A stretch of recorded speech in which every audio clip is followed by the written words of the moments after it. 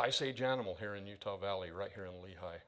Pretty rare thing. A family was working on a landscaping project when they struck archaeological gold. The equipment scraped along and exposed the skeleton. These are teeth that we found that were actually located about 50 feet away from the skeleton. The family contacted Rick Hunter, paleontologist for the Museum of Ancient Life. It's rare. It's really rare.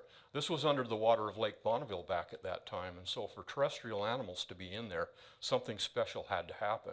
Mammoth fossils have been found before along the Wasatch Front, but Hunter says this is different. They showed me a photograph of when that first exposure happened, and I knew right then it was not a mammoth. When I went out there initially, I found this, which is very diagnostic. That's the hoof of a horse. Hunter thinks this is some kind of ancient Shetland pony found in what used to be Lake Bonneville. We don't know how this horse got there.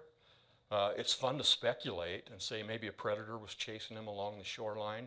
Horses can swim, maybe escaped that way and was unable to make it back in. And something unique happened to keep the bones intact. We know that he was covered very quickly because the articulation of the bones was so perfect that that had to happen to hold everything in place before it decomposed. Paleontologists are still piecing everything together. Unfortunately, the head is missing. We really hoped that it was there, and the direction that it should have been, we tested and we dug way out away from it.